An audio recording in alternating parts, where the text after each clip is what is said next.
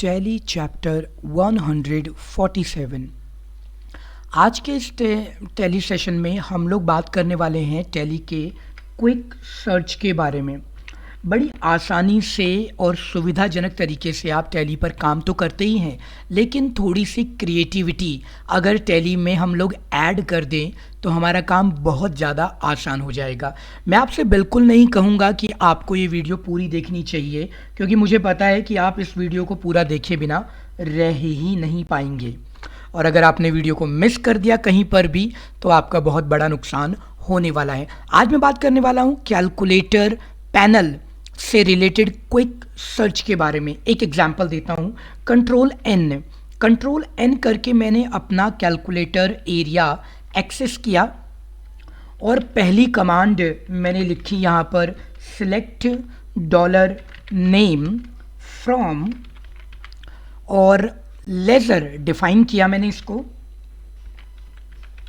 Right, मुझे जानना है कि मेरे कंप्यूटर में कौन कौन से लेज़र बने हुए हैं। यहीं पर मैंने टाइप किया और एंटर किया। मेरे सामने राइट साइड में एक फॉर्म पर रिपोर्ट पर मेरे लेज़र्स आ चुके हैं। चलिए मैं थोड़ा सा इसको मॉडिफाई कर देता हूँ। Instead of laser I do one thing, I select here stock item.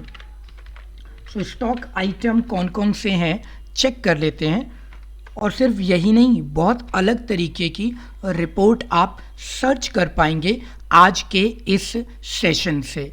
इसीलिए मैंने कहा कि आप ना चाह करके भी इस वीडियो को स्किप नहीं कर पाएंगे, चाह करके या ना चाह करके, whatever. Now so see the stock item list की कितने स्टॉक आइटम हैं आपके पास में और उनका क्या क्या रिपोर्ट आपको देखना है। अभी तक हम जो कैलकुलेटर का इस्तेमाल करते हैं वो सिर्फ कैलकुलेशन करने के लिए इस्तेमाल किया जाता है, हम सभी जानते हैं। बट आज के सेशन में मैं आपको कैलकुलेटर के बारे में सब कुछ बताऊंगा जो कि टैली में यूज़ होता है, एंड आई एम श्योर कि आपको सीख करके मज़ा आएगा। कैलकुलेटर आप जानते हैं कंट्रोल एन और कंट्रोल एम से गेटवे ऑफ टैली, और वाउचर के अंदर ये कैलकुलेटर कन्वर्ट हो जाता है ऑटो कैलकुलेटर में। ये भी आप जानते हैं कैसे। आपने एक प्रोडक्ट लिया, राइट। अब इस प्रोडक्ट में आपने कोई क्वांटिटी वगैरह नहीं रखी फॉर एग्जांपल, तो आपको जानना है कि अगर मैंने 1300 रुपये के हिसाब से 587 क्वांटिटी ली तो वो क्या होगा, ऑल्ट सी, क्योंकि ये ऑटो कैलकुलेटर में कन्वर्ट हो जाएगा। आपको प्राइस वाले ऑप्शन में जहां पर अमाउंट है ऑल्ट सी प्रेस करना है और नीचे कैलकुलेशन टाइप कर देनी है 1300 मल्टीप्लाई बाई 5587 फॉर एग्जाम्पल। और जब आप एंटर प्रेस करते हैं तो ये अमाउंट डायरेक्टली नीचे से ऊपर ऑटोफिल हो जाता है, जिसको हम ऑटो कैलकुलेटर कहते हैं। ये तो आपने मेरी वीडियोस में पहले भी देखा हुआ है, कोई बात नहीं। आज जो मैं आपको बताने वाला हूं वो बड़ा इंटरेस्टिंग होने वाला है कैलकुलेटर एरिया में। Control N. अब हम शुरुआत करते हैं आज के सेशन की, जिसमें हम कुछ और नई चीज़ें देखने वाले हैं। इसके दो तरीके हैं, या तो आप वो कमांड टाइप करें जो मैं आपको वीडियो में सिखाने वाला हूं, और या तो आप एक काम करें कि मेरे चैनल के डिस्क्रिप्शन बॉक्स में जाइए वीडियो के आज के, और सबसे आखिरी लिंक में आपको एक ब्लॉग लिंक मिला है जिसमें ये कमांड दी गई है, ठीक है।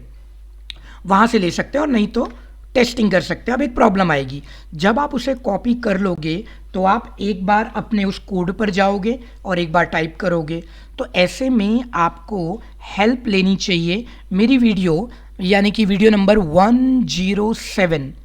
107 में क्या खास था, जब मैंने ये कराया था तो 107 में मैंने क्या किया हुआ है कि कंट्रोल सी और कंट्रोल वी को ही टैली की बना दी है, कॉपी पेस्ट की। तो आप 107 को ज़रूर देख लेना अगर आपने नहीं देखा है तो। ऐसे तो ढेरों वीडियो हैं हमारे पास जो कि आपको नई नई चीज़ें सिखा रही है टैली पर, तो उन सबको एक एक करके आप देखो। जैसे वीडियो नंबर 147 है तो पिछले सारे वीडियोज़ आप देख लीजिए। तो क्योंकि टैली में ऑल्ट कंट्रोल सी कॉपी करता है, ऑल्ट कंट्रोल वी काम करता है, तो इस वजह से कंट्रोल सी कंट्रोल वी आप इस्तेमाल कर पाएंगे। अब तरीका नंबर 2, नोटपैड, जो कमांड मैं आपको बता रहा हूँ वो कमांड आप यहाँ टाइप कर लें, $name from लेजर।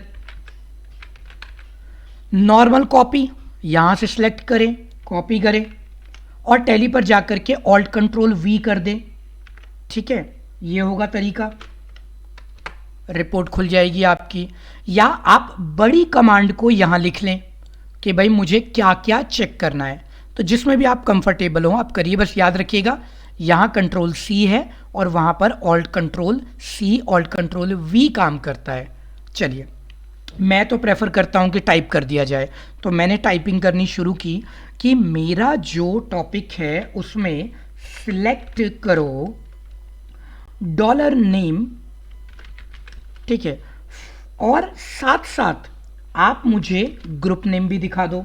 तो $पेरेंट कहते हैं हम उसको, पेरेंट किसका, मैंने कहा फ्रॉम लेजर।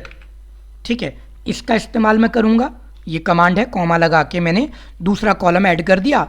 अब वो राइट साइड में ऐड हो जाएगा और हमारी स्क्रीन पर हमारा फॉर्म स्लाइड करने लगेगा, बाईं तरफ बढ़ने लग जाएगा।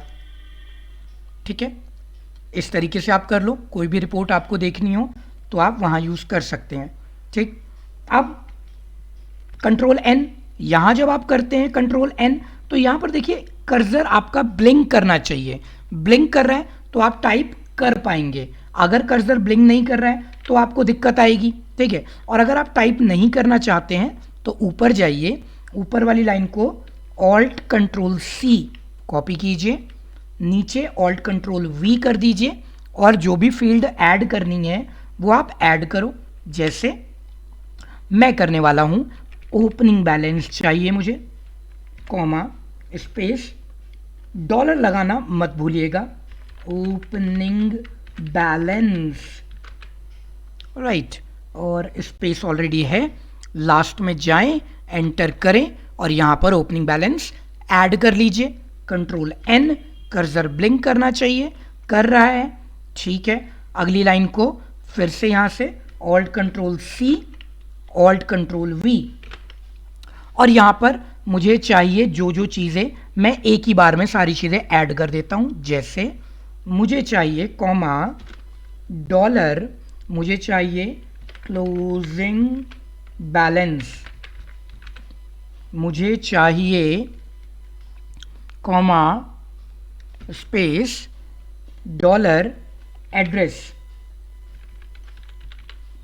मुझे चाहिए कॉमा डॉलर स्टेट नेम, अगर आपने ऐड किया होगा तो।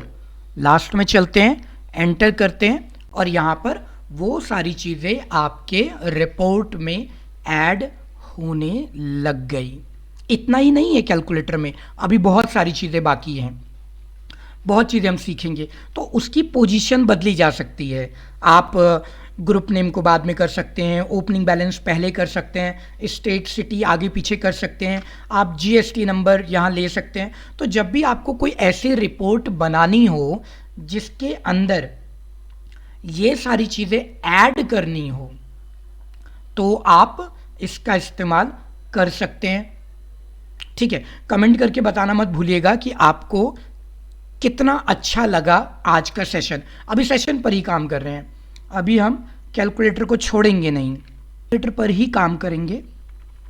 तो कंट्रोल एन, कैलकुलेटर पर चलते हैं और अब कैलकुलेटर पे मैंने कहा भैया मुझे क्लोजिंग बैलेंस देखना है मिश्रा ट्रेडर्स का। भाई इतना लंबा कौन जाएगा, डिस्प्ले स्टेटमेंट्स ऑफ अकाउंट और उसके बाद में सो एंड सो रिपोर्ट देखूंगा तब जाके दिखाएगा। ये इसने कंट्रोल पैनल यानी कि कैलकुलेटर पैनल पर दिखा दिया। अच्छा, डेट का ध्यान रखिएगा, जो डेट आती है वो लास्ट वाउचर एंटर्ड की आती है ऑटोमेटिक। तो इसका क्लोजिंग बैलेंस आ गया। मैं क्लोजिंग बैलेंस को थोड़ा सा मॉडिफाई कर देता हूँ, इसी पर मैं कॉपी नहीं करूँगा, यहीं टाइप करूँगा, वो लाइन ऑटोमेटिक यहाँ 47 से 50 में आ जाएगी। मैंने कहा उससे फ्रॉम 1 अप्रैल 2021 टू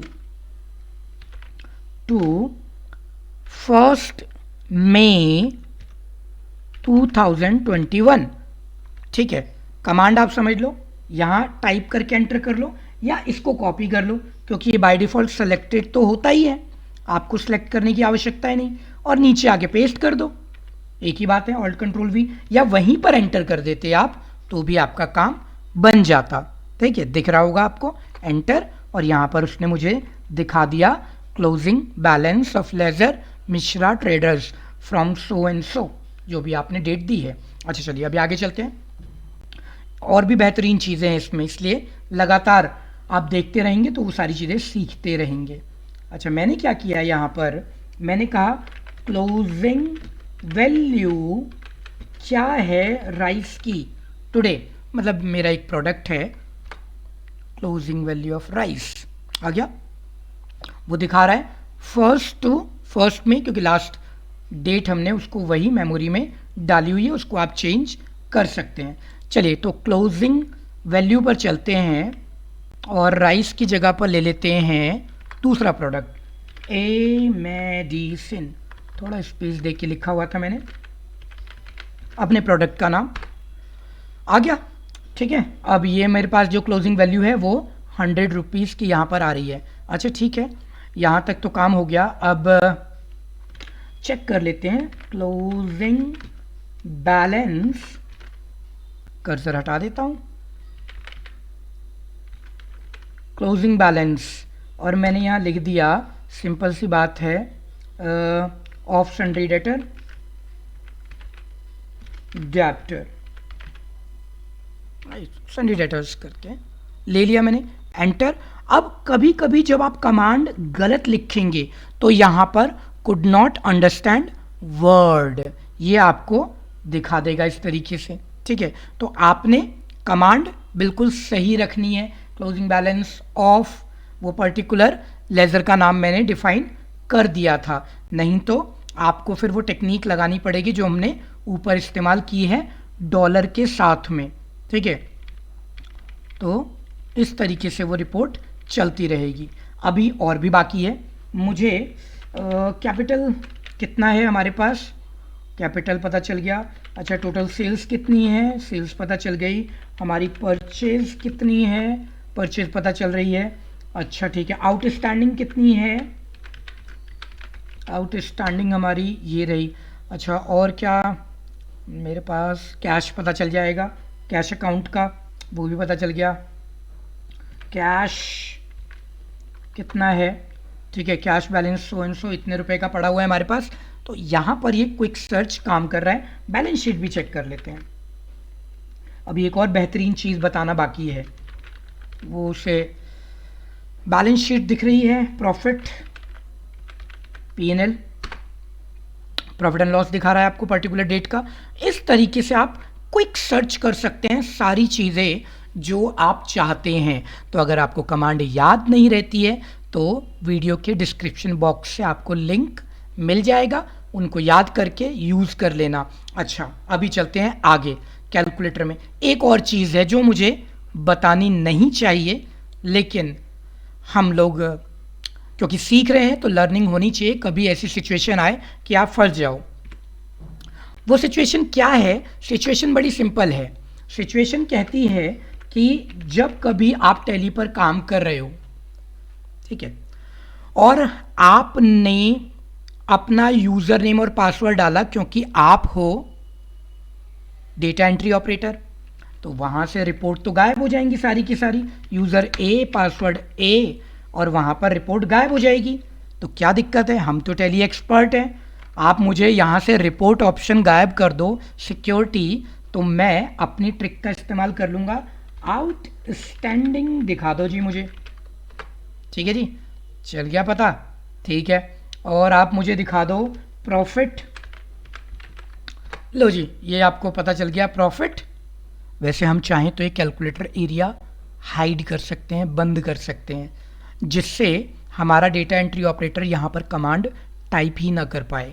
ठीक है, वैसे बहुत सारे लोगों को टैली में पता ही नहीं होता है, शायद आपको हो सकता है आपको पता हो, बट मैं मान के चलता हूँ कि शायद नहीं पता होगा कि हम इस टेक्निक से डेटा एंट्री में रहते हुए कंपनी की पूरी रिपोर्टिंग चेक कर सकते हैं।